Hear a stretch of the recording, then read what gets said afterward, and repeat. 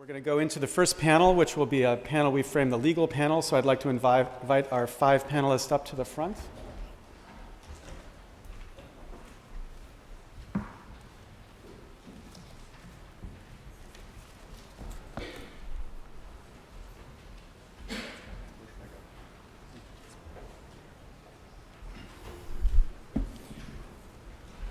So we have 5 panelists. I will be introducing them before I ask them to speak. I haven't told them yet the order. Now I'm going to tell you, and they might hear it at the same time. But John Baker will be the first to speak, and then Sandy Levinson, and then Barbara Perry, Nick Dranias, and I'm sorry, Nick, is that the way I say your name? Perfect. Great. And then Professor Laurence Tribe. So I'd like to invite John Baker, if you'd like, to begin, and if you want to come up here, it's fine. Thank you, Larry. I'll tell you when you Can go. this is, okay, thank you. Thank you. I didn't introduce you. I want to introduce you. I'm sorry, I didn't do the only job I have up here, which is to introduce people. So, John Baker is a distinguished scholar in residence at Catholic University of the American Law School, and he's a professor emeritus at Louisiana State University Law School, where he had been the Dale Bennett Professor of Law. He has taught everywhere, including Georgetown, Tulane, George Mason, Pepperdine, New York Law School, Hong Kong University, and University of Dallas. He's a visiting professor at University of Lyon in France since 1999, and has lectured all across the world. He received his honors from the University of Michigan Law School and graduated magna cum laude from the University of Dallas. He has earned a PhD in political thought from the University of London. So now I would formally like to welcome you back to the stage.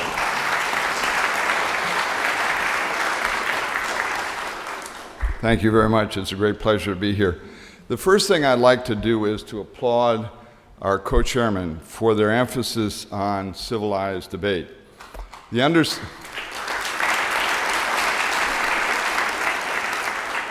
understanding at the founding was that a republic required that kind of public debate. And in order to debate civilly, you have to agree on something in order to disagree civilly. And the fundamental thing that seems to unite everyone is a dissatisfaction with our representation in Washington.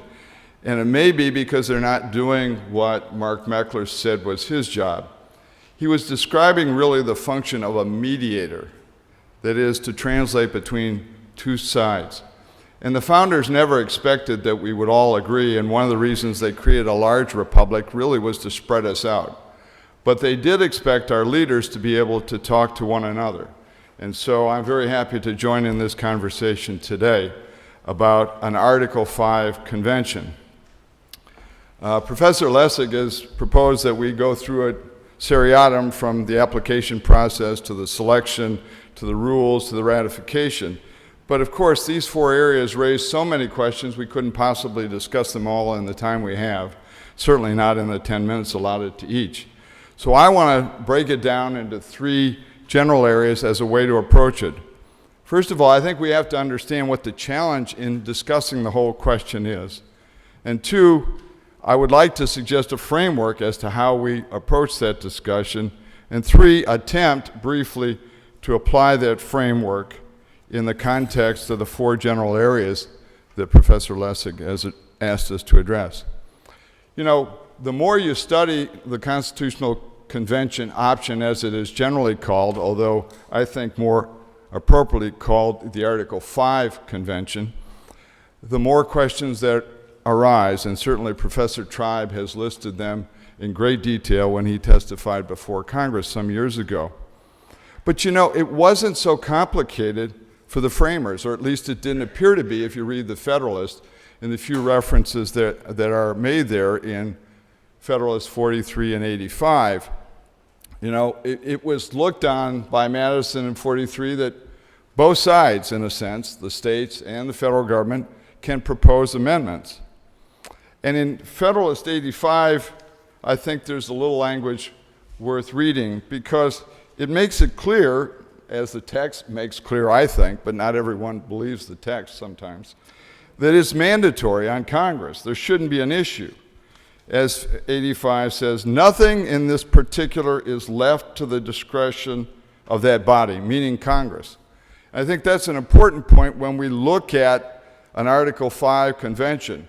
Congress's discretion is very limited, and one can question on each of the 4 points what discretion it really has. But when we look at just the first question of the application, it appears from the text that all the states have to do is apply. But in practice, most of the applications since the beginning have been rather specific. They've identified a particular area that the state wanted to address in a convention. So we have a series of questions. I'll just tick off some of them. Do the applications that are specific, do they count at all? And which, if they count, how do you count them together? And who does the counting? And when you get the count, do they count even if they aren't specific? As I'll talk about at the end, there's one way to count in which we already have enough to call a convention. Normally, when you have a constitutional text, you also have implementing legislation that follows. That's what the first Congress largely did, was to implement the institutions laid out in the Constitution. But the whole point about a convention is that it's an end run, possibly, around the Congress.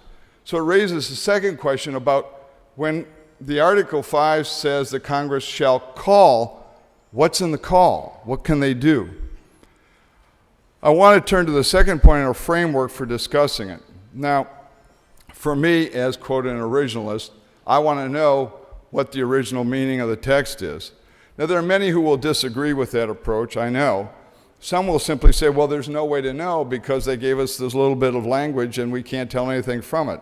And there are others who will say, well, I don't care what we know about it because the original meaning is not important to me, or to others maybe. But to me it is important, and that's the way I have to approach it. So for me, I want to begin with the notion that this is a foundational issue, obviously. And for American trained lawyers, meaning trained lawyers, you look for a case. And we can't find any cases on Article 5 conventions because we don't have any. Well, wait a minute. How did the Marshall Court decide cases when, after all, they didn't have any cases? Well, they read the text, but you know, you can read the text in different ways even back then. That was, there were those who framed the Constitution who had a notion of a certain structure, and there were those who disagreed with it who had a different structure in mind. But it's pretty clear when you look at the foundational cases of the Marshall Court, Marbury, Martin, Gibbons, and McCulloch, that more or less they are following the framework understood by the framers as expressed in the Federalist. Indeed, Marbury basically plagiarizes Federalist 78. But today we're further away from that, and we don't as often get foundational cases. We've had some, the term limits case in particular, and where we have very few in the way of cases to look at it, and we have to go back and look at structure and history. The one area in which we do have some cases here relates to ratification. And some people have suggested that maybe the ratification process for an Article 5 convention is different from what it might be when Congress proposes the amendment. But I would suggest to you that if you look at the text, there is no different treatment on ratification depending upon whether Congress proposes or whether the states propose. Therefore, at least in that area, it seems to me that Congress has a great deal of power, as suggested by the cases, I think, properly interpreting that particular part of Article 5. My third point, because I'm running out of time, is how would I apply these things in terms of the framework? And I want to take the issues in reverse order. The ratification process, as I've said already, I think is pretty much the same, meaning that ratifications that whether or not they lapse over time, whether or not states can reject after having accepted, all of those kinds of questions, some of which have come before the courts, have by and large been deferred to the Congress, and I think that that would be the case on ratification. On the rules and scope, however, I think it's a different question. That is, Congress gets to call, but what's in a call? Certainly time, place, and details like that. But the real question is scope. Can Congress limit? And what about the fear of a runaway convention? I won't read it right now because of time, but if you go to Federalist 39, you'll see a discussion where it's fairly clear where Madison's talking about the fact that the amendment process is neither wholly national nor wholly federal. And he outlines the fact that you can't completely change the Constitution right there in 39. It seems to me that the selection of the conventioneers is a matter completely left to the states, unlike ratification. It seems to me also because it is the counter in terms of what was, as Madison described, a compound republic, partly federal, partly national. This is the federal part. On the federal part, each state gets an equal vote. It seems to me that that's fairly clear by implication. Whether or not the convention could change that is another matter. The last part is the one I started with, the application process, I think the most difficult one. And I would suggest this, that if you really want to push some of these issues, one of the ways to do it might be to follow the suggestion that Professor Paulson, then of the University of Minnesota, made some years ago. He wrote several articles claiming that if you ignore the specifics on the applications, we have more than enough states that over the years have called for a constitutional convention. And he said Congress is obliged now, this is 15 years ago, to call a convention. I haven't heard that one was called unless I missed something. It's interesting to focus on the word obliged, because I think we have to understand that 200 years ago and even 150 years ago, it didn't mean the same thing.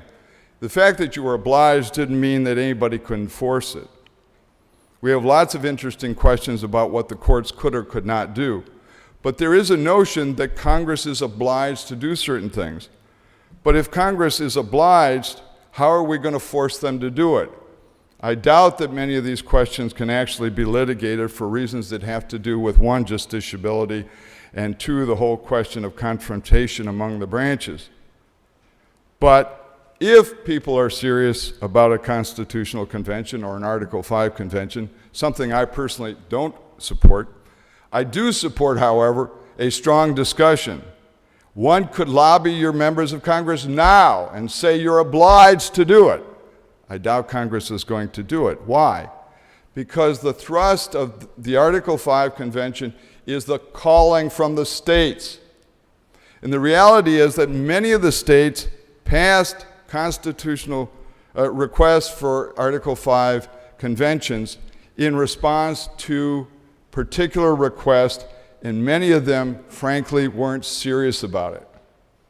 It's kind of a throwaway to certain groups that want some action out of their legislature when they're mad about something. So it really still, I think, comes down to the states, and whether or not one ever gets called, I think that a vigorous discussion, even one that frightens people, is good, because it forces us to consider the kind of questions we are considering here today. Thank you very much. Thank you.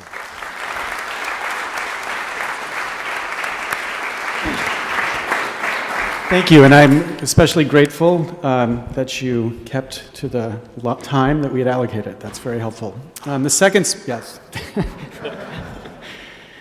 speaker, Sandy Levinson, is the person who introduced me first to the questions around an Article 5 convention. He's a member of the faculties of the University of Texas Law School and the Department of Government of the University of Texas at Austin. And in the fall, he's going to be a visiting professor at both Harvard and Yale. He's the author of Our Undemocratic Constitution, Where the Constitution Goes Wrong, and a forthcoming book which he has tentatively titled America the Ungovernable, which will come out from Oxford in 2012. So I'd like to welcome Sandy to his speech.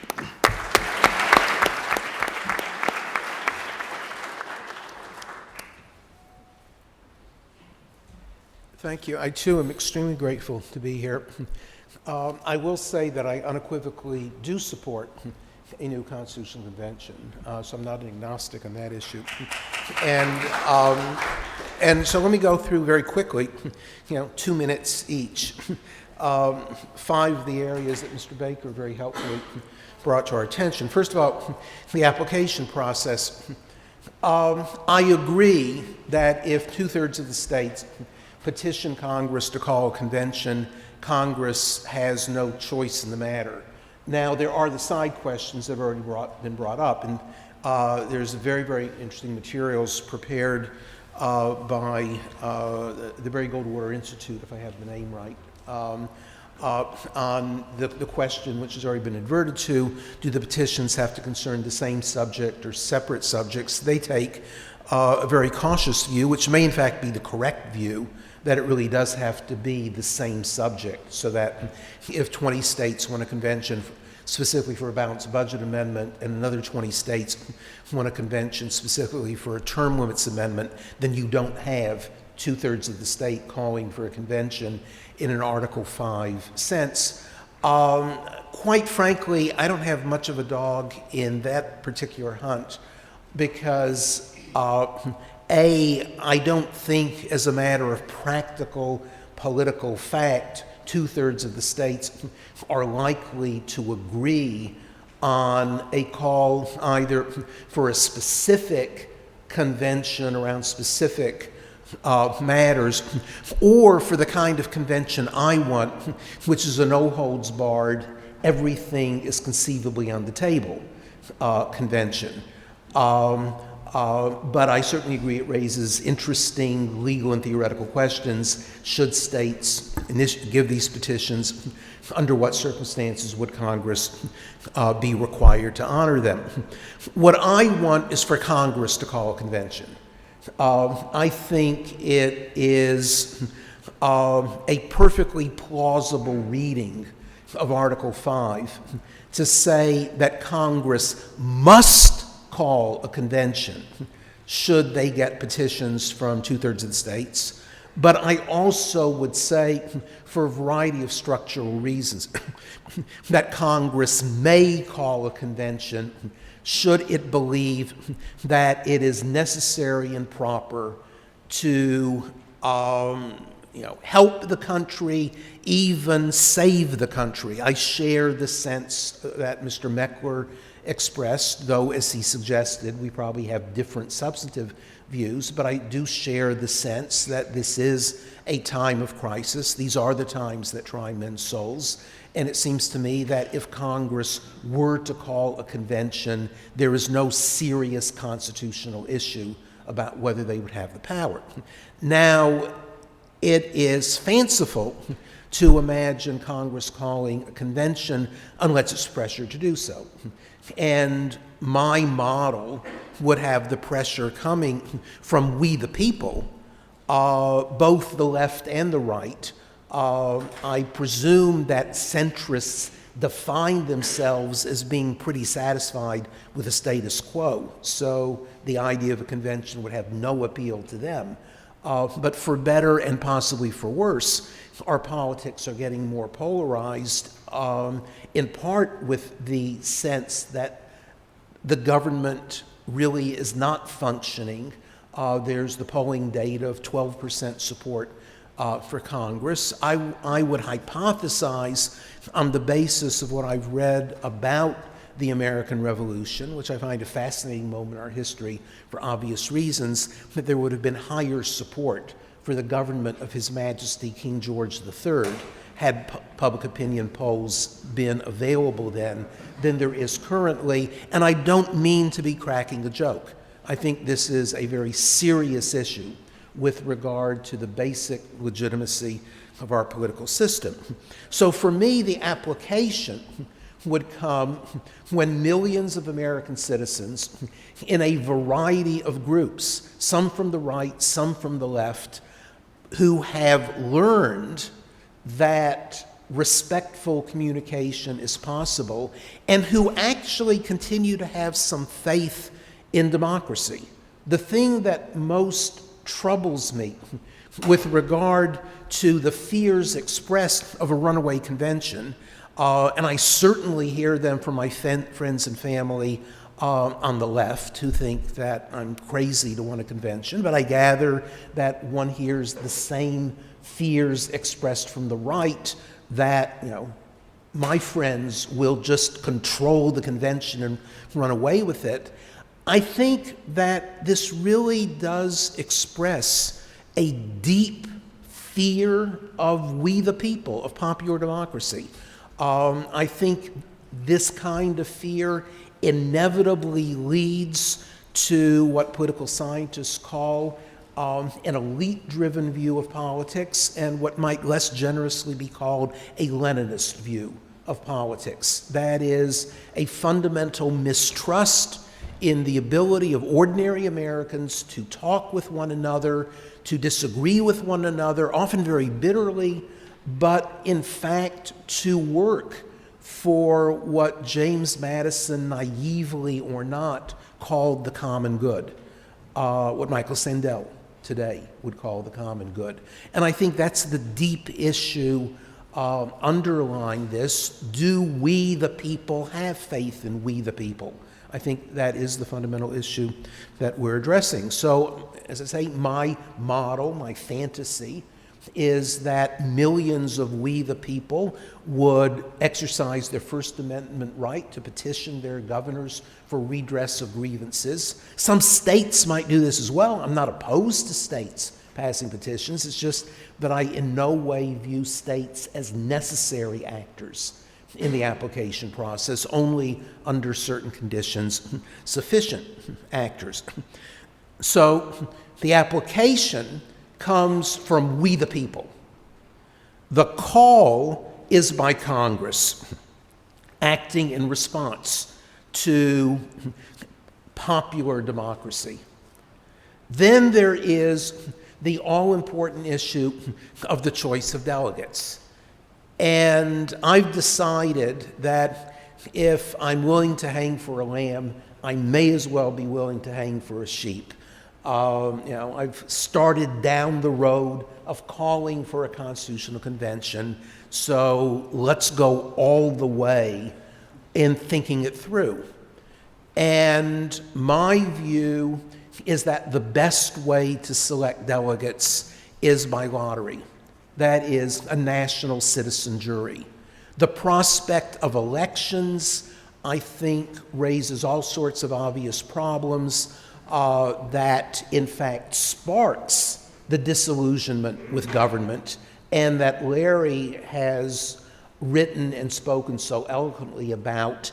This would be either a fantasy or a nightmare of single-issue political groups trying to capture the convention for their own purposes. They have a First Amendment right to be committed to single issues. They have a First Amendment right to be passionate. I fully assume that if a random sample is used to choose 700 people, good and true, that there would be a decent percentage of zealots, and I don't use that term pejoratively, on a variety of issues, but there would be certainly many more people who were not so committed to particular issues and perhaps more willing to compromise with regard to issues.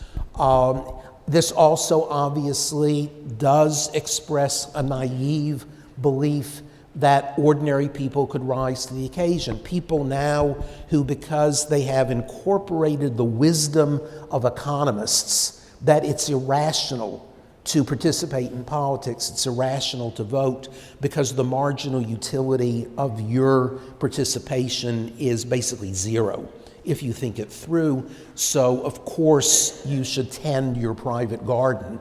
I think that wisdom of economists runs counter to a rich vision of democratic or little r Republican politics, but I think it's perfectly correct in its analysis of incentives. But I think if you plucked out the most obscure American and said, you're going to have a chance to wrestle with the most fundamental issues and to decide how your children and grandchildren would live, they would rise to the occasion. The fact is, we're not talking about rocket science. We're talking about making fundamental value judgments that require some information, but you can get the information during a convention, by holding hearings, by listening to other people.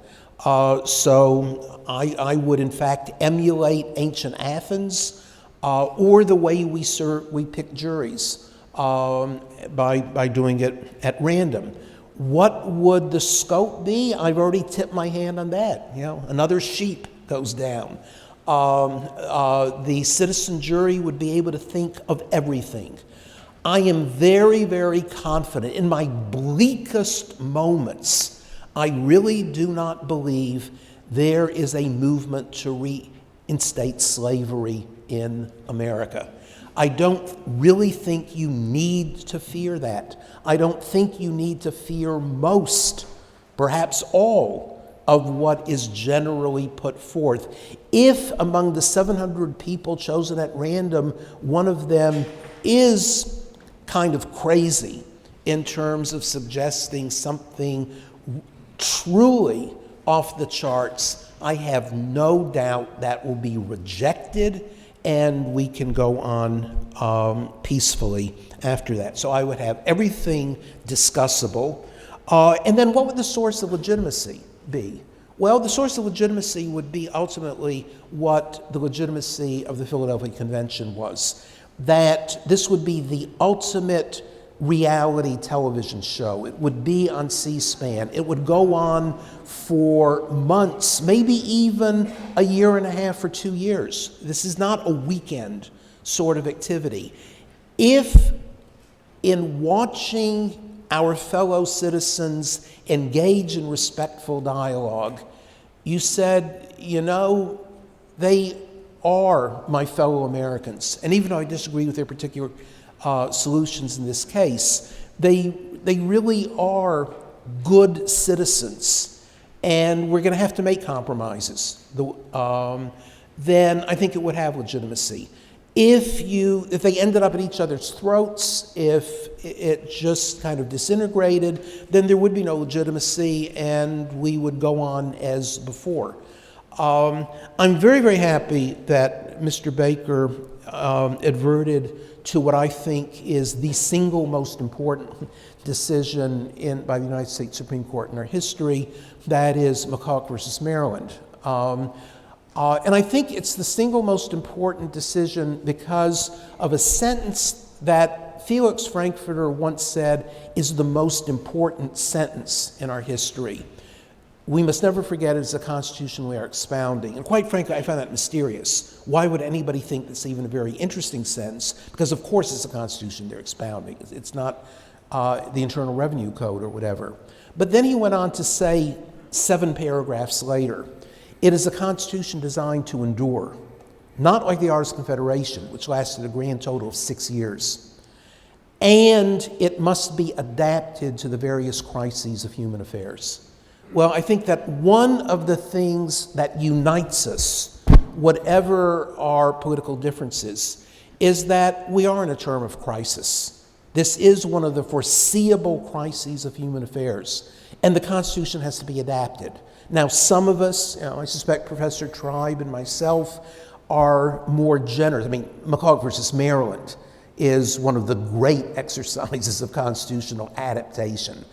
Others of you may reject McCulloch, which I think is at the heart of many of the current debates. But what we're talking about today is not controversial theories of constitutional interpretation.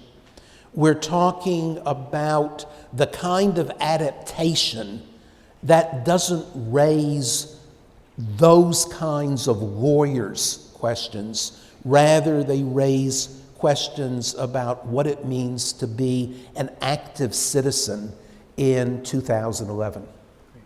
Thank you very much, Sam.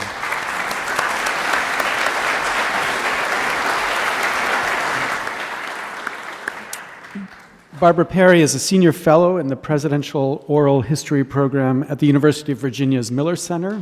She was before the Carter Glass Professor of Government at Sweetbriar College, where she founded the Center for Civic Renewal. She was Judicial Fellow at the United States Supreme Court, where she received the Tom C. Clark Award.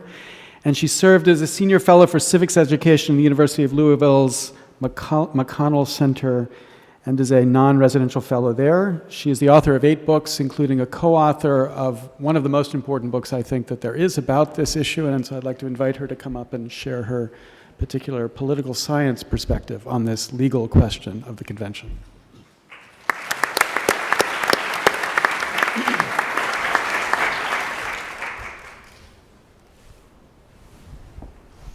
Well, the first observation that I wanted to make before beginning my formal remarks is that I was sitting out in the audience during the welcoming session, and I was sitting straight out from Justice William Brennan's portrait, and I think perhaps in the spirit of today and this weekend's unique meeting here, he's leaning slightly to the right, so I think we can take that as a good sign. Thank you for Professor Lessig for welcoming us to this very beautiful and historic university. And I also want to thank Selena Gray for her expert logistical planning. She made it all look very easy, and those of us who plan meetings such as this know that it's anything but. And I especially want to thank all of you in the audience for taking your weekend to be here, because I think it shows how much you care about our country and our system.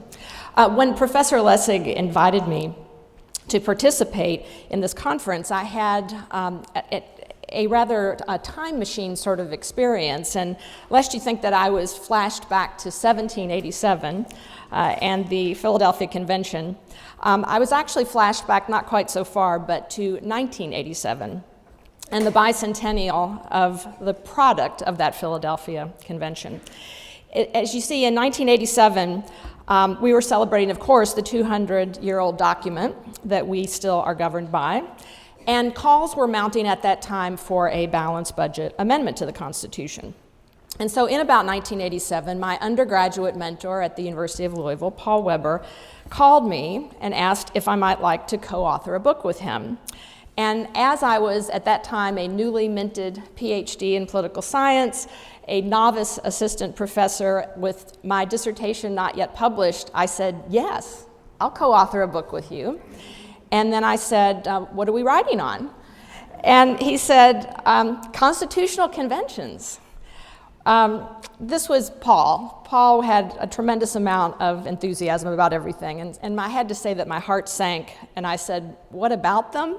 Not trying to be too snarky, but I said, what about them? And he said, we shouldn't be afraid of them. And I said, but I am afraid of them. And Paul was a former Jesuit priest, and he just had a contagious serenity about him and an eternal optimism. And he said, don't worry. So I pretended that I was on a debate team and I had been handed a resolution in which I didn't wholeheartedly believe, and we began writing. And so in 1989, Paul and I published this book called Unfounded Fears, Myths and Realities of a Constitutional Convention.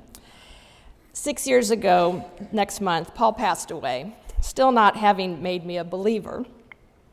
But I recently wrote to Professor Lessig to say that I had read his 2009 article in The Nation called How to Get Our Democracy Back. And I said to Professor Lessig that he may have convinced me that Paul was right all along. So my assignment today is to present briefly what were really Paul's responses to fears of a runaway convention. And remember, Paul was working, as I was, on this book as political scientist, and so Paul was focusing specifically on what he thought were political constraints on the scope of a new convention that might be called in the modern era. And he had 6 of them, and they're in, interestingly enough, chapter 6 of this book. So the first one Paul mentioned was the character of delegates to the convention. Now, Paul assumed that they would be elected rather than, in Sandy's view, to be chosen randomly. Paul thought they would be elected, and he thought that they would be men and women of character, and therefore they would not run away. Second, he thought that media attention to the discrepancies between what these people would have campaigned on as delegates or potential delegates, their campaign statements and promises, that media would focus on those if there were discrepancy between those and what they ultimately were talking about at this convention and ultimately what they decided at the convention.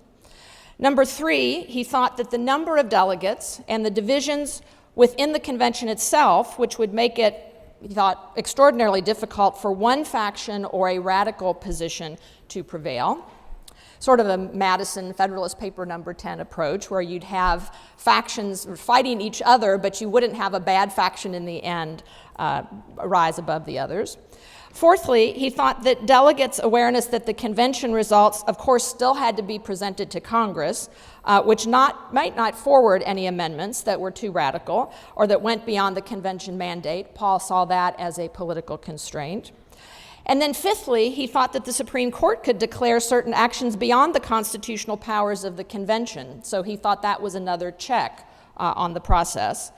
And sixth and finally, he thought the need to get the proposed amendment ratified, of course, ultimately by 38 states, as Sandy mentioned, would be the ultimate check.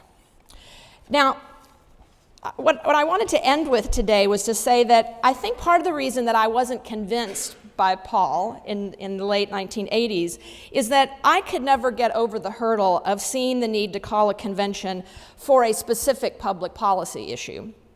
Those public policy issues, for me, never rose to the level of needing a constitutional convention to solve them.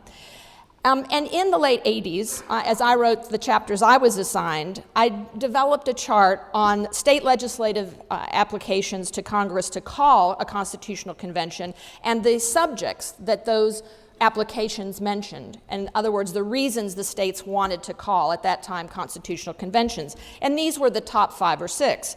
Obviously, the Balanced Budget Amendment. Busing for racial integration, that was a major issue that caused my home state of Kentucky to call for a constitutional convention. The federal courts had ordered Louisville Public Schools to begin busing for racial integration. Bans on abortion. The line item veto power, which is a little bit more procedural, of course, than a specific policy issue. Judicial appointments, some states wanted to change the way federal judges are appointed. And then taxation. There were calls in the 70s and the 80s to have a constitutional convention to redo the tax policies in this country. But I think Professor Lessig's article that I just mentioned, How to Get Our Democracy Back, as I say, was more convincing to me on an institutional basis than on a specific public policy issue. The 1787 convention, remember, founded a republic, a representative democracy. It didn't found a direct democracy. It founded a republic, or as they called it, a democratic republic. But let's face it, it was more republican, small r, than it was democratic with a small d. And in fact, the founders created what I think is a beautiful balance, almost a Newtonian sort of balance, with the major principles that we hold so dear in our Constitution. And during my fellowship at the Supreme Court in the mid-90s, I was there just at the time that the Soviet Union had collapsed. We had new democracies developing in the former Soviet republics and around Eastern Europe. And one of my jobs as a judicial fellow was to take visiting politicians, judges, dignitaries from all around the world who came to the United States to learn about our Constitution and particularly about our Supreme Court. And they view our Constitution and they view our court as the jewel in the crown. And so we have to remember that it is a thing of beauty to other people who don't have democracy. But again, it was this very delicate balance, I think, among separation of powers, checks and balances or checks and counterchecks, and then division of powers among governments through a federal system. But what I've started to think about in reading Professor Lessig's article is that we have many factors that have intervened in these over 200 years since Philadelphia that I think have probably begun to upset and erode this delicate balance. In other words, we've moved more towards the democracy side of the equation than the republic side of the equation. We just simply have more democracy than our founding fathers ever envisioned, and I think that's a good thing, but I'm just saying in terms of procedures and process and this delicate balance that they shaped as more of a republic, we may have now upset the balance to such an extent that we may need to rethink this model. Obviously, we have more media. than they could ever have envisioned. Old and new media, centralized and decentralized media, traditional media and social media. That's another factor that has intervened in these 200 plus years. And Professor Lessig's point in his article is way more money and the impact that money has on our system of democracy, and not for the better. More partisanship, I think, than the founders had anticipated, and certainly more globalism than they could ever have expected. And one other issue, less time. We have less time to address these issues than I think they had the luxury of having in 1787. So I'm not sure that we're trying to get our democracy back, as the title of the article indicated, as much as we are trying to create a more democratic constitution for the 21st century to match the level of democracy that we now have in our system. Thank you.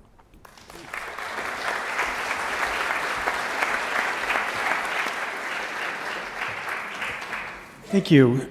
Nick Dranias holds the Clarence J. and Catherine P. Duncan Chair for Constitutional Government and is director of the Joseph and Dorothy Donnelly Muller Center for Constitutional Government at the Goldwater Institute. Dranias successfully led the Goldwater Institute's challenge to the Arizona Clean Elections Law all the way to the Supreme Court. Unfortunately, sorry, I didn't. Hey, civility. That was a civil, unfortunately. And he has also authored numerous scholarly articles wide-ranging across the issues of constitutional law. His latest work is called Federalism DIY, Do It Yourself, 10 Ways for States to Check and Balance Washington, which provides specific guidance to legislators and litigators on restoring balance in the relationship between the states and federal government. So I'd like you to join me in welcoming him to add his thoughts. Well, thank you, Professor Lessig and the esteemed members of the panel, and of course the audience. You know, when I hear about coming together, bipartisanship, cross-ideology, civility between the left and the right, I'm immediately reminded of my experience with Mad Magazine when I was a small child, and particularly the Spy versus Spy cartoon, where the white hat spy and the black hat spy are shaking hands and smiling with each other and holding some sort of weapon behind their back. I'm hoping that in reality that's not what we have here right now. And here's a test to prove that there actually can be substantive policy consensus on the left and the right. I could be wrong. If this goes the wrong way, and then I'll sit down. Show of hands, who in this audience thinks that TARP, giving $700 billion in a slush fund to a bunch of Wall Street banks and hedge funds, was a great idea? All right. Who here thinks TARP was a terrible idea? Ta-da! The point is, there is tremendous potential common ground on the left and right on fundamental matters of substance, not merely of process. And this is the ultimate perspective that everyone in Article 5 efforts needs to have. Remember, you've got to get to 38 states. To get to 38 states, you got to have something that sells on both sides of the aisle. But as we've just seen, that something could be fundamental. Now, with that said, let me just explain where I come from and where I've been on this and why I've been on this issue. About a year and a half ago, I watched TARP pass, despite the loud cries of 80% or more of the American public. I watched our elected representatives in Washington on both sides of the aisle saying they were doing their civic duty and ignoring us. And I realized that there had to be some other option than just voting out the same old jokers. I mean, my experience with Alfred E. Newman was confirmed that this is indeed Washington's personification. And it struck me that there had to be some other option. The founders couldn't have envisioned that this is the only way that we handle the abuse of power in the federal government. We just hope that someday we'll get the right bunch of people in there. And I took another look at the Constitution. And I looked at a section that always scared me. You know, on the right, we have our fears. There are monsters under our constitutional bed, and usually they're found under Article 5. But I took another look at it because I realized, if I'm worried about a runaway convention, it doesn't take much more than what I just saw. And if you really step back and think about it, no matter what your ideological perspective, if you want a runaway convention, you can pretty much say that's what the executive branch and the legislative branch and the judicial branch do all the time. Now, why should they have all the fun? But more seriously, I went back to Article 5, and the first thing that struck me in reconsidering in my desperation the options that we as citizens have in dealing with the abuse of power in Washington, the first thing I noticed was how intertwined the congressional power to propose amendments and that of the state's power were. They were in the same paragraph, in time, even in places in the same clause. It didn't make any sense to think that there was something inherently different and fundamentally dangerous about the power entrusted to state legislatures in Article 5, but not the power entrusted to Congress. And then I got to thinking, I do claim to be a constitutionalist. And it is in the Constitution that states can initiate the process for amending the Constitution. I have a contradiction to resolve. Not being particularly good at cognitive dissonance, I decided to resolve it. I decided that Article 5 is not that red button of danger that is so shiny, but you can never touch.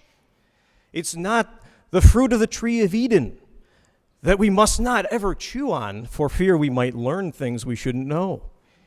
It is an essential part of the balance of power between the states and the federal government.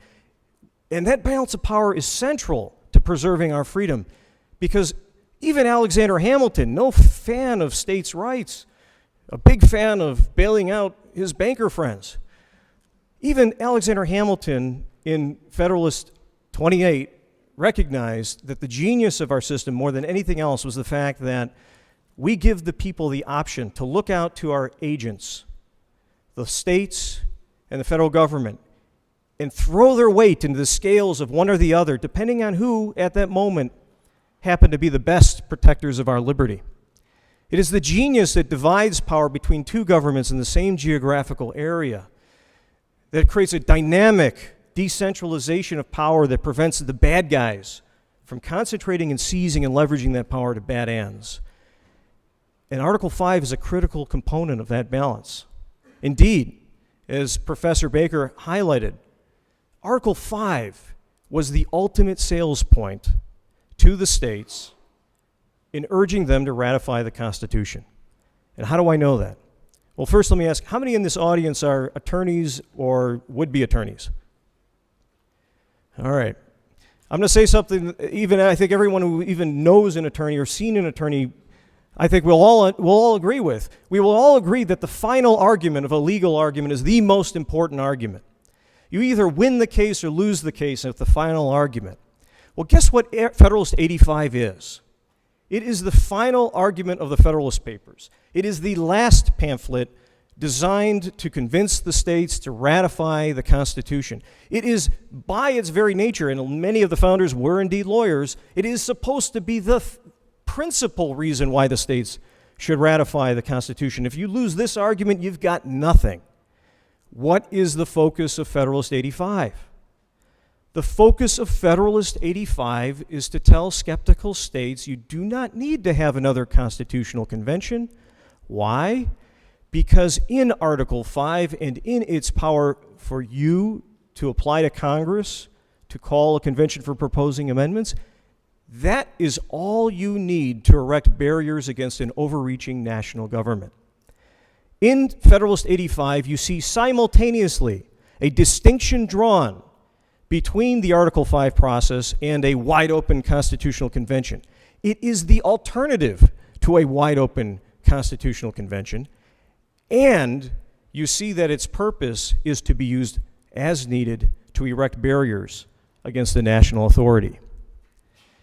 This is the argument that cinched the ratification of the Constitution. And for any constitutionalist to ignore that argument is to ignore the understanding of all of the American people at the time of the founding, and to disregard, more importantly, the wisdom that that reflects.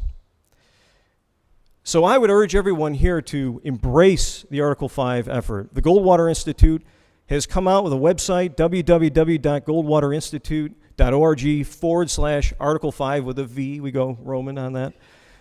You will find there all of the resources you need so that you don't have to listen to an expert or any expert. You can go to the online Library of Liberty, which has all of the original sources.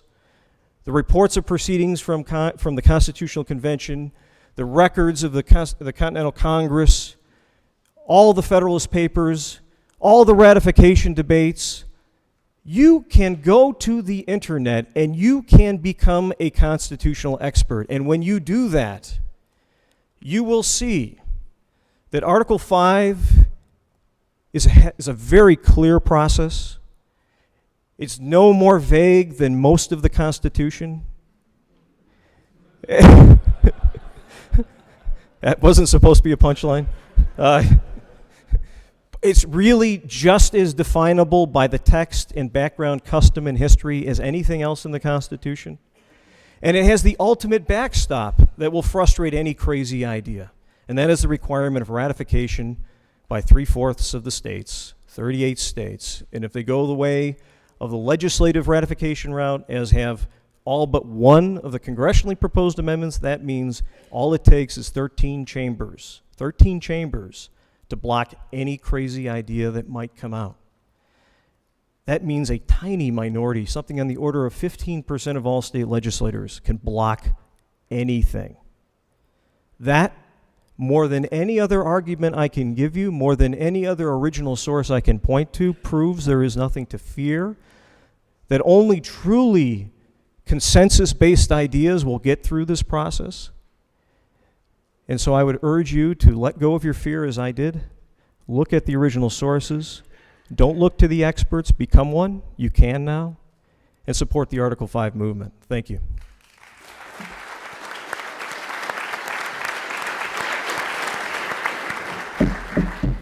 Thank you. So, I received an extraordinary number of emails from people after we announced this conference telling me how extremely happy they were that our next speaker would participate, Laurence Tribe, who is the Carl M. Loeb University Professor and Professor of Constitutional Law at Harvard, where he has taught since 1968. And a university professor is a very distinguished title. Only 70 professors in all of Harvard are university professors, and so this distinguishes him appropriately in our law school.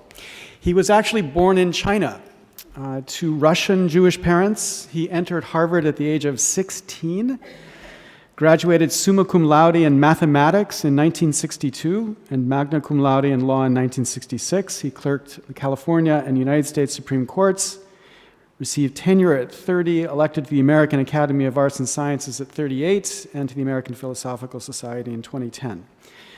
As the Northwestern Law Review has put it, no one else in American history has simultaneously achieved Tribe's preeminence as a practitioner and scholar of constitutional law.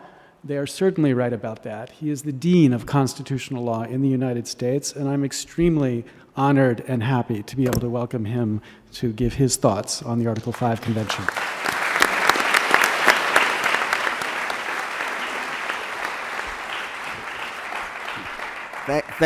Thank you very much, Larry. The dean means I'm old, I think.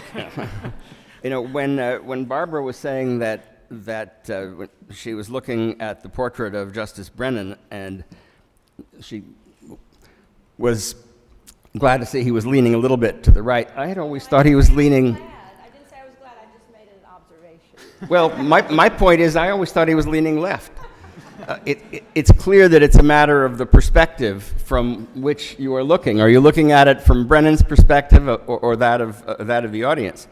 You know, framing this issue, as several of my distinguished fellow panelists have, in terms of who's afraid of a runaway or a crazy convention, I think sort of misses the boat, because it assumes we can agree about what a non-runaway convention is. What is this creature? What kinds of state applications, if any? Sandy Levinson thinks you don't need any. Are required to trigger it? Who sets its rules? How do its proposed changes become binding law? Now, some people say that the puzzles are all solved. All you have to do is become your own expert, look at the Federalist Papers, read the text, carefully study 18th century custom and practice. And some of the people who have worked a lot on this have published rather imposing articles with titles like Amending the Constitution by Convention, a complete view of the Founders' Plan. Well, you know, even James Madison, during the Philadelphia Convention, quite famously observed that the Article 5 procedure is dangerously vague. He was sort of an expert, though he didn't have the internet to look things up in. I have to say, it takes more chutzpah than I at least, or should I say chutzpah? It takes more chutzpah than I at least can muster to say, oh no, we've got it all figured out. And it's not as though the unresolved questions about what this creature is are sort of peripheral. I mean, they cut to the very heart of what a new convention is supposed to be and what powers it's supposed to have. And at least 10 such questions seem to me to be really beyond resolution by any generally agreed upon legal or political method. And we just tick them off. May a state application insist that Congress limit the convention's mandate to a single topic or a single amendment? You know, for that matter, if Congress may call a convention independent of state applications, as Sandy Levinson argues it may, then how could state applications possibly constrain the convention's mandate? It seems to me that it couldn't. On the other hand, if applications are constraining, then how are applications proposing related but different topics or amendments to be combined or separated? Suppose they are similar but somewhat different. Do you add them up or do you not add them up? When do you hit the magic number of 2/3? May the convention propose amendments other than those that it was called to consider? May Congress prescribe rules for the convention or limit its powers in any way? And here's a really important one, fundamentally important. May the convention set its own rules independent of Article 5 for how amendments that it proposes may be ratified, the way the Philadelphia Convention did. After all, the Philadelphia Convention was called under a scheme under the Articles that said ratification required unanimity among the states. But they departed from that. A lot of the speakers today have said not to worry. Article 5 says that it takes 38 states to ratify. But what if the convention decides that ratification will be by a national referendum without giving 13 small states a veto power? Certainly, if your idea of a convention is to correct the most fundamental defects in the system, like Sandy Levinson's emphasis in a lot of his writing on the defect that every state has the same number of senators, whether it's a huge state or a small state, it would follow that if you're going to change that, you're going to have to change Article 5 itself, which says that no state can be deprived of its equal suffrage in the Senate without its consent. And if you're going to change that part of Article 5, why not the part of Article 5 that specifies the mode of ratification? Another question, are the states to be equally represented, or does a one-person, one-vote rule apply? And here's a question that could well tie the country in knots for longer than the 18-month running reality show that Sandy Levinson has in mind. What about the District of Columbia? We can't even figure out if the citizens of the district should be able to vote for members of Congress. What's their role in such a convention? Could delegates be bound in advance by legislation or referendum to propose particular amendments or vote in a particular way? Now, if you choose them by lottery, the way Professor Levinson would, it's a little hard to imagine how they could be bound in advance. Could the convention propose amendments by simple majority, or do you need 2/3 or a supermajority? If each state gets one convention vote, must delegates representing a majority of the population nonetheless vote for an amendment in order for it to get proposed? Conversely, if the convention uses a one-person, one-vote formula, Must the delegations of 26 states, perhaps including the District of Columbia, nonetheless vote in favor of a proposed amendment?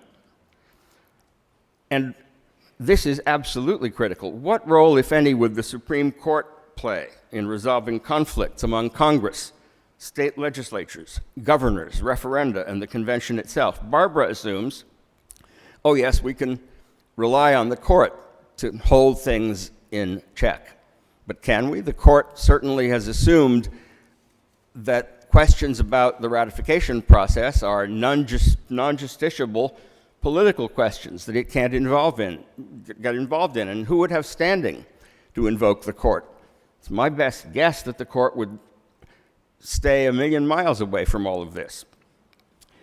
Now, there's disagreement not only over the answers to those questions, but over how to go about answering them. It's hardly news that there is deep division, not only on this panel, those who say they're originalists and those like Sandy Levinson who say they're not originalists, on the proper methods of legal and constitutional interpretation. Now, Nick pointed out to some laughter in the room, well, this is no more vague than most of the Constitution, and he didn't intend that as a joke. I'm sure he didn't. Fact is, we all know that there's a lot of stuff in the Constitution that is very vague, very ambivalent. And somebody might say, well, so what's new? Article 5 is no different from the Bill of Rights, the word liberty, the commerce power, but there are some fundamental differences.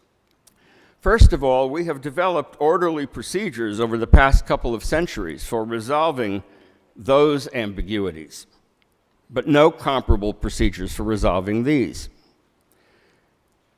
Second, difficult interpretive questions about the Bill of Rights or the scope of the taxing power or the commerce power tend to arise one at a time, while questions surrounding the convention process would more or less need to be resolved all at once. And third, the stakes in this instance are vastly greater, because what you're doing is putting the whole Constitution up for grabs.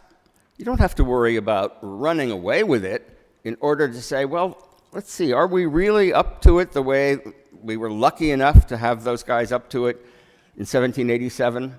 I mean, there was a bond that connected them. Even though they differed on issues like slavery, they'd all come out of the Revolution. They were lucky enough to have Hamilton, Madison, Franklin, and they had a George Washington to preside. I don't know what you think about the current cast of political characters, but I look around in vain to see a Hamilton or a Madison, or for that matter, a Franklin or a Jefferson, not to mention a Washington. It's great that we, people of very different views, can talk and converse, but the stakes in this conversation are relatively limited.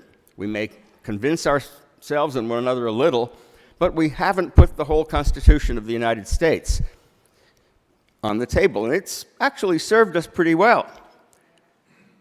It's not as though it's been a massive failure. We did have to go through a civil war to overcome some of its deficiencies, but I think it's done pretty well by us.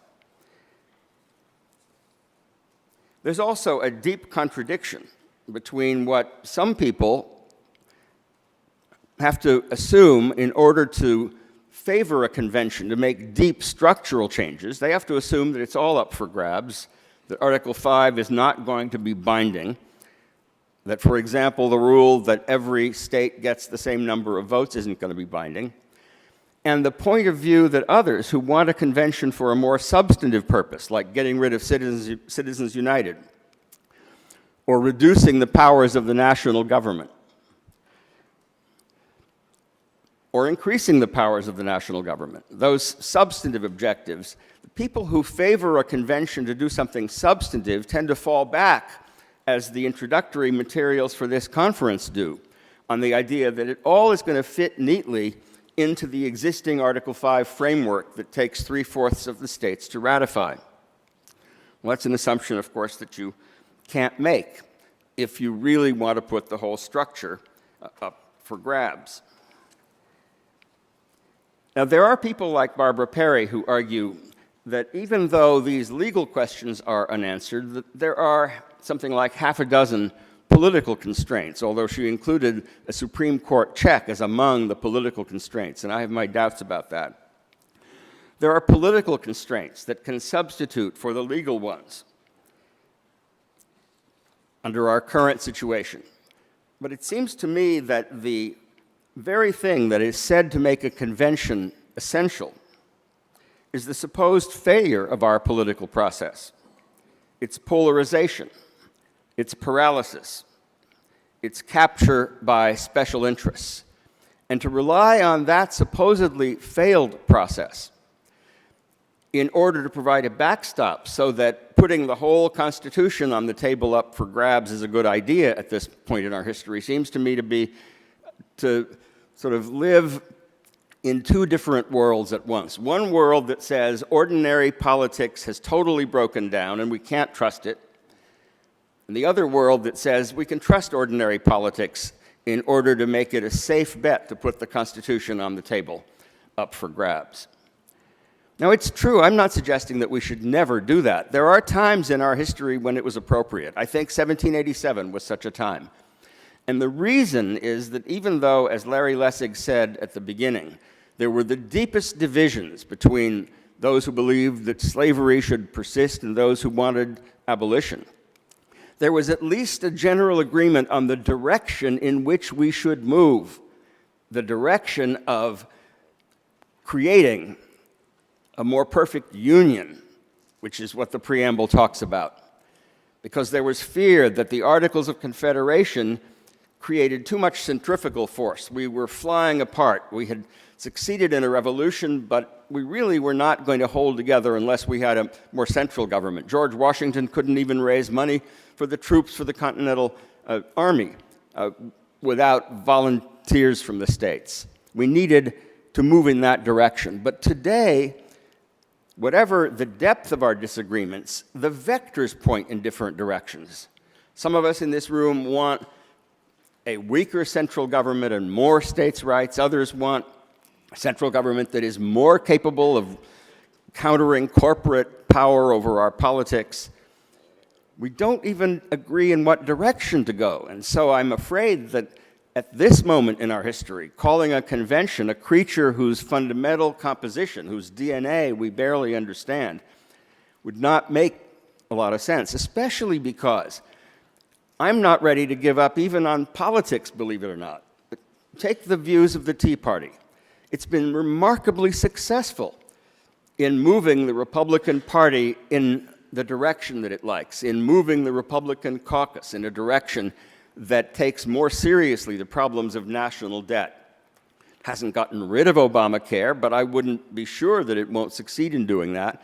To say at this moment that politics is broken, we have to put the Constitution up for grabs in a new convention seems to me to be risking something that has stood us in enormously good stead over the course of 2 centuries, something that has been the model for the world. American exceptionalism is in large part the result of constitutional exceptionalism. Of course it has to adapt to changing times. I agree with Sandy Levinson that that was the greatest line in the greatest Supreme Court decision of all. A constitution that will endure for the ages.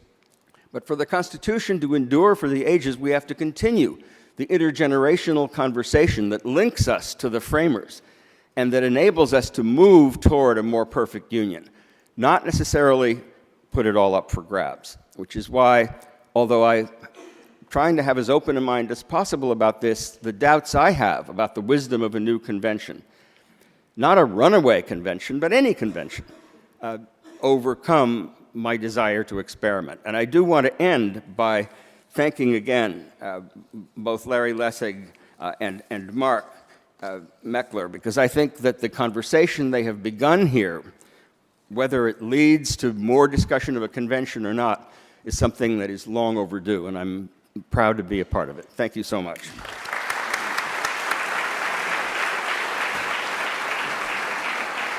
So I want to exercise the power that Ronald Reagan asserted when he said, "This is my microphone, and I'm going to extend the time of this session until 12:15, so we have a little bit more time for exchange. And I would just open up with a couple of questions that have been so perfectly ripened by Professor Tribe's intervention. And I guess these are questions both to John and to Nick. Both John and Nick both presume that we can imagine two kinds of conventions out there. We could say a constitutional convention in the sense of the thing that gave us the Constitution, and an Article 5 convention, which is thought of as a different creature. And I take it Professor Tribe is skeptical that there's such a distinction, that there's a constitutional convention which has which is as unconstrained or unconstrainable as we saw the original convention to be. So am I right to think that you think there are two creatures here? And if there are, is there something you can say to suggest why we should think one is more constrainable than the other? If I may. They are clearly two different creatures if you take the founders' own words at face value. The founders, and particularly the James Madison quote that both the John Birch Society and Professor Tribe rely upon in creating concerns about the Article 5 process, that the quote from James Madison that everyone cites to is actually a quote addressed to the dangers of a wide-open constitutional convention and not the Article 5 process that is by its nature more limited, and we know it's more limited by virtue of the fact that it says expressly that the ordinary amendment process cannot alter the state's equal suffrage in the Senate. Now that implies that if you tried to do a strike all and replace the entire Constitution via Article 5, that you, without unanimous consent, could not eliminate the equal suffrage of the states, which implies you cannot eliminate the states, which implies you cannot eliminate the Senate, which implies that if you did the most you possibly could do through the Article 5 process, you'd be left with a structure that looks almost exactly like the Articles of Confederation. And that's not a mistake. That's by design. So the bottom line is this. A constitutional convention that is wide open, or what Madison called plenipotentiary, is not what Article 5 was designed to be. The founders fought against that idea. You can see it in Federalist 85 in particular. That is the specific argument raised. Alexander Hamilton says there's no need for a second constitutional convention because you have adequate powers to initiate constitutional amendments as states through the Article 5 process. Even Patrick Henry, in opposing ratification in I think it was like a 12-hour speech, complained that Article 5 was not a constitutional convention and that it couldn't change the Constitution in all the fundamental ways that he wanted to do. So, historically, textually, from the words of the founders and the ratifiers, there's just no way to conflate the two if you think any of that matters. And that leads to the other question. If you don't think the Constitution matters, if you don't think the text matters, the original meaning matters, then of course you can have any old constitutional convention you want. We could have one right now. That can never be constrained. And that's something I'm not arguing against. John, did you want to? I think there is a distinction in terms of what they understood by a convention. I think it can be established, but I don't think there is any way to authoritatively establish that today. I mean, I think academically you can establish it, but as Professor Tribe, I think, has convincingly shown, there's no authority to establish it, and that's where the confusion comes in. There is no ground rule to establish that, and it's because of that that I oppose a constitutional convention. If it were as I think they intended it, I would be comfortable with it, but I don't think it will be as they intended it. I just got to follow up with that. There has to be a first time for everything. There was a time when, my God, we've given each chamber of Congress rule-making authority. How do we know they're not going to have minority rule? How do we know they're not going to deviate from all the history and practice that had existed before? I mean, every question, I suppose I'm sounding like I have chutzpah, but forgive me for this, Professor. I mean, the bottom line is every question you have directed to Article 5, you could target to every single procedure in the lawmaking process when it was first done for the first time. And that is not a legitimate criticism. No, it is, because there's been a big difference. At the time of the convention, there was very little case law, and there was custom. Today, we are governed by very little custom, and we're governed by case law. And we have a lot of case law developed over more than 200 years. We don't have this, and we don't have time to do it. There are too many issues up in the air, and there's no authoritative ways to resolve it. So I'd like to ask Barbara, and I'm going to come back to you. Barbara, in your book with Professor Weber, as Professor Tribe suggested, you tried to introduce what you called political constraints that might help address some of the uncertainties that Professor Tribe has enumerated. And I wonder whether that helps us understand whether there is such a distinction between Article 5 conventions and regular conventions, or how that might play out. I'm not sure about that specific point, but again, I think Paul, being the eternal optimist, everything with the glass was always half full with him. To Professor Tribe's point about the Supreme Court, that, as you remember, was one of Paul's suggested restraints or constraints, that the court could declare certain actions beyond the constitutional powers of the convention. And I just have to say that when we did the book and we looked at Professor Tribe's materials, and even as I hear him express it today, both my heart and head are with him. And as I say, Paul was not convincing me beyond that at the time. But something is happening in our system that I think Professor Lessig has put his finger on, and that I tried to indicate at the end. I can't quite put my finger on it. You're putting your finger on money, particularly, and its impact on Congress. I would just add that, as I say at the end, with all of the other changes that we have had that make this jewel in the crown, our Constitution and the institutions that it created, that they may not be working properly. The system may not be working properly because the inputs are so different now. So I would just say that. And then I also wanted to ask Professor Tribe, I see your point about could we know that the Supreme Court would or wouldn't step in, and you suggested that they wouldn't, who would have standing to bring a case. I used to think that before Bush v. Gore. I didn't think they would step in to Bush v. Gore. So I just wondered about your thoughts on that. You really know how to hurt a guy. No, there are surprises everywhere. I want to respond primarily to what Nick said.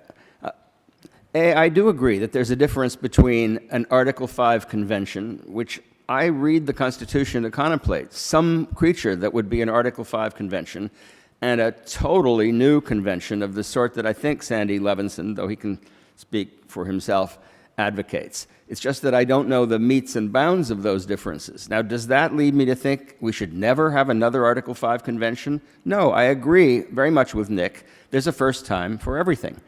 And I do believe that there may be certain kinds of systemic breakdowns where a large majority of the people of the United States want something to happen. For example, and I take this just as an example, they want to limit the ability of amassed corporate wealth to dominate American politics. Now, I count myself as part of that group. I've helped people in Congress to introduce an amendment that would try specifically to overturn Citizens United. It was introduced by Donna Edwards just a few days ago.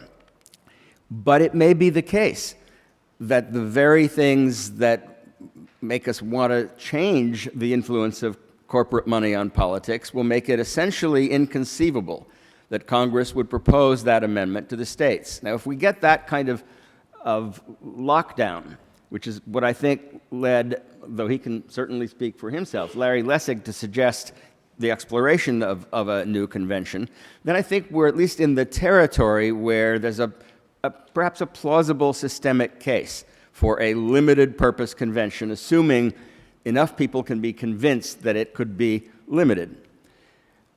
I don't think, and that's why I think it's sort of an interesting question whether we can take the people who favor a convention in that direction, which I would say the left direction, and those who favor a convention to restrict the national debt or a convention to restrict national power over commerce.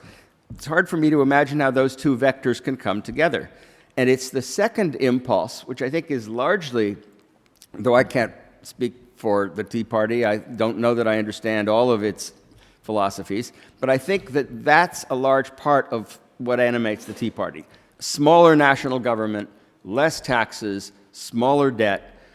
Now, I don't see ordinary politics as incapable of producing that. They've been pretty damn successful in moving in that direction so far.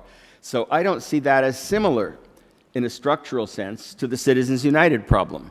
And if we're going to limit the experiment of an Article 5 convention to situations where we really have a plausible argument that we are inherently locked out of making a change through the ordinary amendment process, if we're going to limit it in that way, then I don't see that as a plausible occasion for having a convention. If I may just quickly. Very quickly. Very quickly. First of all, thank you for having the flexibility to acknowledge that there is a point in time for an Article 5 convention. I think one of the most valuable things that could happen out of this conference for folks such as you who are skeptical is to really lay out parameters as to when you would become comfortable. And we could have a debate within those parameters, and you know what? We might find that you're ready for an Article 5 convention. And the other thing is, we were all in this room when 98% of the people in the room said they opposed TARP. Now, there may be pet ways that each the left and the right have, specific legislative proposals that they would prefer in the ideal world to have passed. But we all recognize the core problem, right? And there's got to be a way to think creatively to find a consensus in addressing that core problem. Maybe not the ideal way, but a way that gets us to 38 states. So I'd just like to ask Sandy one question, then we're going to have questions from the audience, and I'd invite you to fold whatever you want to say into that. Sandy, you've mapped out a different way to think about the power to call a convention. I just wonder if you could just very quickly carry us through the consequences of such a convention. So if there is a convention like that and it proposes amendments, do you believe Congress needs to ratify those amendments by 2/3 before sending it to the states, or you actually think that Congress has the power to directly send them to the states from that convention? Well, I mean, you look at what happened in 1787, the mandate of Congress suggested that they would engage in review of what the convention did. It didn't. And as Professor Tribe pointed out, it also said, I assume everybody thought going into the convention that Article 13 of the Articles of Confederation would continue to hold, and it didn't. Article 7, in many ways, was the most important article of the original Constitution. I mean, we ignore it now because it is no longer of relevance, except in reminding us what a legitimate body of people can do. And legitimacy, at the end of the day, is not a legal term. It's partly legal, but it really has to do with the polity and the stature of the people and the respect that they have. And, again, kill another sheep. It does seem to me that Article 5 and the requirement for 38 states dooms any truly substantial amendment, right or left. And that, with the Key Lamar, I believe that we, the people, ultimately would allow a legitimate convention to propose popular ratification. James Madison himself, like most people of that era, recognized or claimed that a basic right of we, the people, was to alter and abolish our forms of government when they were no longer efficacious. We all have our favorite Federalist papers. I love the end of Federalist 14, where he says that what makes Americans Americans is that we're not bound up in our respect for names or for kind of ancient tradition, but we think for ourselves and forge new paths and learn lessons of experience. So the real question is, what have we learned after 220 years? And it's that, I don't think that everything in the Constitution is defective, but I certainly think that very important parts are defective. And the other really great Federalist paper is Federalist Number 40, in which Madison basically justifies the setting aside of restraints imposed by Congress about what revision means, or putting aside the Rhode Island veto with regard to unanimity. And he says, in essence, we're in a time of emergency. And I think there's a certain kind of schizophrenia in some of the discussion that if we really do believe this is a time of crisis or emergency or even exigency in the late 18th century sense, then you really rise to the occasion, which is where the framers are most inspirational. If, on the other hand, you think we should be trapped within what I really do describe as the iron cage of the conventional notion of Article 5, then you've got to believe that all of the talk about emergency, crisis, even exigency is just so much political rhetoric that things are really, good enough. We've muddled through in the past, we'll muddle through in the future, and lighten up. Okay, so we're going to go to questions, and I invite, we have mics here. People can come to the mics and ask your questions. I ask you to identify yourself before you ask your question. I ask you to recognize there are lots of people who want to ask questions. There's not a lot of time, so please keep the speeches to a minimum and questions as powerfully as you can. So from my left, Cenk.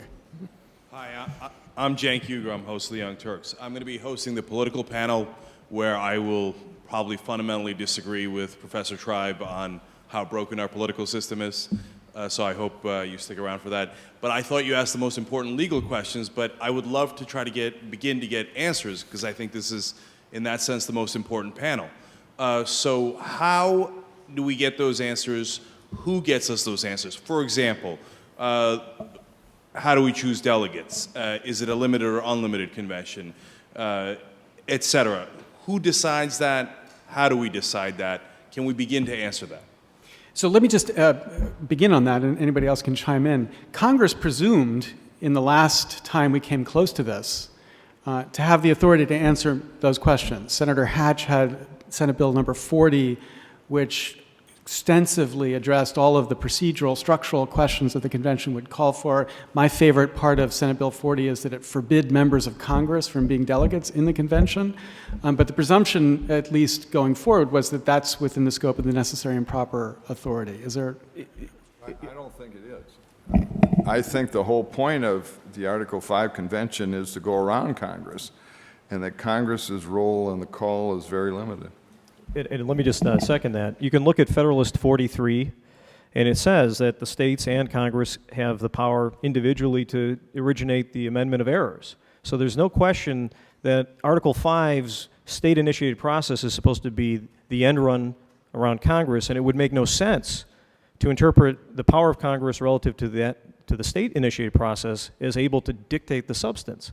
Well, I think that the two answers you've just heard would lead to utter paralysis for those people who want really to have an Article 5 convention, something that I said I'm at least open to thinking about. That is, how is it ever going to happen? As a practical matter, I do agree that Article 5 should be read to oblige Congress under certain circumstances, which I can't fully define, but there have got to be circumstances. Suppose all 50 states were to petition Congress to convene a convention to consider amendments to restrict or overturn Citizens United. Suppose it was phrased that way. Now, obviously, at that point, it would be political suicide for members of Congress to thumb their nose at these 50 state calls. At that point, if there really were to be a convention, I would agree with my colleague Larry Lessig that under the necessary and proper clause, Congress would at least have authority to enact facilitating legislation. I don't think that that legislation would have the power to prevent the convention from proceeding. I think that it would have to facilitate it.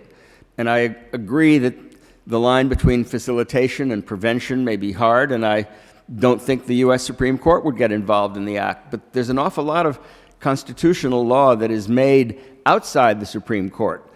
What constitutes an impeachable offense? When has the president unlawfully taken the nation to war? We resolve those questions through political struggle and through dialogue and conversation of the sort we are having here, not necessarily through litigation. But I think if we take the position that Congress is powerless to actually act on these applications by saying, all right, here's how the delegates might be chosen, here's how the money to pay the delegates would be raised. If Congress can't even do that, so that there'd be a first meeting at which the convention could then create its own rules of proceeding, then we would basically be at ground zero. And I don't think that that's a reasonable way of interpreting Article 5. Okay, to my right. Yeah, my name is My name is Raymond Lauda. I'm the author of the op-ed piece, Two Constitutions, Two Futures, that appeared in the Harvard Crimson on Thursday. A brief statement and a brief question. My statement is that I think it's unconscionable that the real alternative to the problems that we face in this society and the world, that is the Constitution for the new socialist republic of North America, is not being taken up here.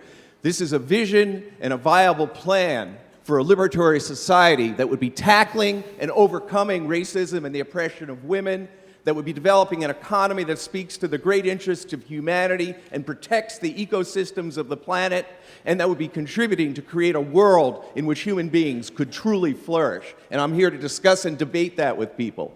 My second point is a question. Why is the Harvard Law School legitimating the states' rights spouting white supremacist Tea Party patriots? Thank you. I'm not sure we have an answer to that question on the... I don't think it calls for an answer. So I will call on the question to the left. I don't know if I really have a question. I just want to make a comment based on the information I've processed. John, can you just say who you are? My name's John D. Herrera. I'm a political activist from California. I gathered by the raising of hands earlier that a lot of people are upset with governance. And if you look at the Declaration of Independence, I think you could characterize that we're all suffering a long train of abuse. And so I submit that the Convention Clause is actually the Article 5 Convention, or the Convention Clause is the Declaration of Independence written into the Constitution. And for me, the line in the sand is the electronic voting machines. You know, we have 80% of the country voting on these machines, and they're all on proprietary source code.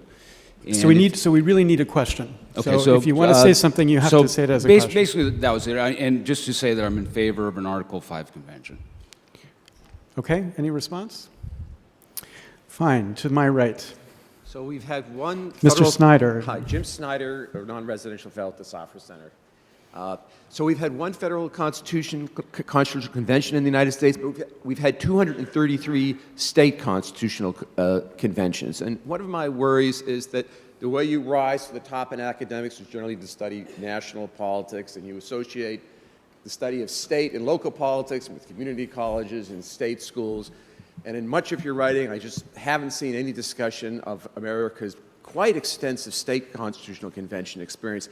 Is there anything that you feel you could learn and apply to the problems you're addressing here from our really quite extensive experience with state constitutional conventions where they've worked out most of these problems? Obviously, the legal regime is quite different, but still, there might be something valuable there, and I'm wondering if any of you would agree that there might be. Let me first ask, Barbara, this is the subject of a chunk of the book, maybe not your chapters, but... This is chapter 5 in the book. In fact, it answers your specific question, what can state conventions teach us? And we don't have time to go into all of the details, but it addresses each and every one of those types of questions that Professor Tribe raised about how do you select delegates, what are the limits on the convention, what do you do after that? So I would highly recommend that, along with, I think, what would answer Sink's first question, a book by my colleague Larry Sabato at the University of Virginia, some of you might know, called A More Perfect Constitution, 23 Proposals to Revitalize Our Constitution and Make America a Fair Country. He spells out all of Professor Tribe's questions, and first of all, those are just important food for thought. But he also talks about some of these institutional questions that we're raising beyond specific public policy issues. And let me just say a word about that. First, I think it's not correct to think that there aren't a lot of people who are studying state constitutions. It's a burgeoning, almost cottage industry at Harvard, Yale, Chicago, Virginia, Stanford, Duke, a lot of places. Secondly, I do think there are lessons to be learned, but there are different lessons. The states as laboratories teach us lots of different things, but they don't give us answers in the national, quite different context where we have considerations of federalism that you don't have with an internal state convention, and where the issues of scope are just totally different. So they're suggestive of some options, but I don't think they help us resolve the unanswered questions. Okay, to the left. My name is Anthony Hawks. I'm a practicing attorney in Washington, D.C. First, I'd like to compliment Professor Tribe for consistency. I think his comments today mirror what he told the California State Legislature 32 years ago. But they also trouble me because they remind me of Robert Bork's famous comparison of the Ninth Amendment to an ink blot. The idea being that you can't enforce or apply a provision because you can't possibly know what it means. What we discovered over the last 30 years, though, is a great deal of legal scholarship. We know a lot about the Ninth Amendment now, and I think Mr. Dranias would concur. We know a lot more about the Article 5 Amendment, Article 5 provision. So my question to Professor Tribe is, did you think Article 5 was an ink blot 30 years ago? And do you still think, and if so, do you still think that's the case in light of all the scholarship that has taken place? I've never thought that the provision of Article 5 for a new convention should be disregarded the way Robert Bork thought the Ninth Amendment should be. In that sense, I've never thought either of them was an ink blot. Remember, it was his position that because nobody knows what the unenumerated rights of Americans are, that they have none. And I've always thought that the whole point of the Ninth Amendment was that we have all kinds of rights that were never written down. And I profoundly objected to the idea that the Constitution's interpretation would be entrusted to someone who thought that we have no rights except those that are expressly enumerated. I would also object very much to someone who said that because I don't know the answers to all of the questions about an Article 5 convention, I would oppose ever having one. And that's why I've made very clear that I don't take that view. Okay, to the right. I'm Jonathan Marks, non-residential fellow at the Safra Center. I have a concern that the Constitutional Convention wouldn't address things which, international legal norms which have emerged long since the Constitution was drafted, such as the right to vote, under which the current position in relation to D.C., Washington, D.C., is simply indefensible. But my real question is, how can we prevent moneyed and powerful special interests from influencing the 700 delegates, both in terms of agenda setting and in the deliberations that follow? This wouldn't be a runaway convention, rather, but a very tightly controlled and orchestrated one. If I may respond, how do we stop it from influencing Congress right now? I mean, you have to think in terms of relative risk. The status quo, whether you look at it from the right or the left, in Washington is a runaway convention. Depending on your perspective, it's 70 years old or 30 years old. All that same influence you're worried about happens every single day in Washington. It's the way of doing business. What is beneficial, relatively, about a convention of the states is that it would be your state legislators, according to our research, very detailed research. By the way, it's available at our website, goldwaterinstitute.org/Article 5. Basically, state legislators would dictate how the convention would operate in all substantive ways. And for better or worse, your state legislator is right down the street. You can run into them at the 7-Eleven. And relative to your influence on your congressman, it's not perfect, but it's a little better. One advantage of lottery selection is that it comes close to solving your issue. There are no elections to buy, and then you have bribery rules, which I'm confident could be enforced. And you really do rely on the integrity of the delegates in the same way that you rely on people chosen for juries. Now, you may or may not trust the jury system, but that's the argument for a jury system. John, did you want to say? The question was about special interests, or as Madison called them, factions. And the fundamental divide is what you do about factions. Yes, they are a threat to liberty, but as Madison said, you can either try to get rid of them or control them. And he gave all kinds of reasons why you can't get rid of them, because it destroys liberty, and the only check then is to control them. And I think that's a fundamental issue. The idea that we can get rid of all the bad things in politics if somehow we all come together in a convention. I don't even know how we would get the convention, because Nick says here that you can limit a convention. Well, if you limit the convention, that's got to be in the call. If it's in the call, we're not going to agree, because there will be different calls and they'll be divided.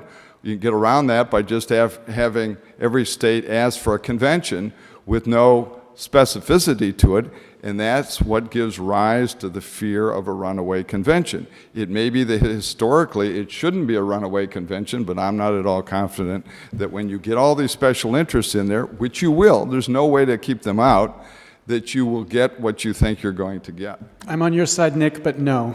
We have another question from the left. Ramon Buehler, director of the Madison Amendment Coalition.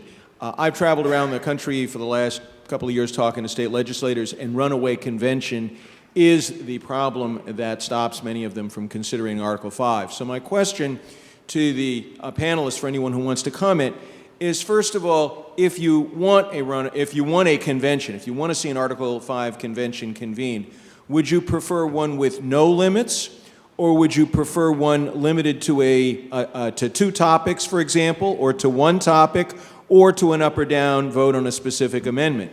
And for those of you who are unsure about whether a convention can be limited, what's your thought about the idea of 13 states passing a state constitutional amendment that would make it unconstitutional in that state for the state to even consider the ratification of an amendment from a runaway convention, i.e.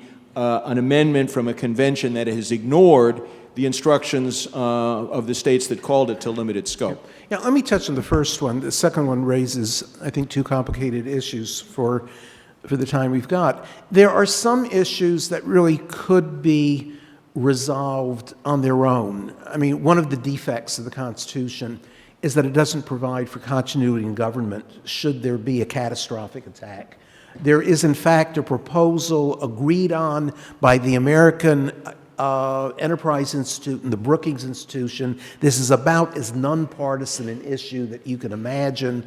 I presume that all of us agree that it would be a bad thing if there were no functioning national government at all following a successful attack on the Capitol and the White House.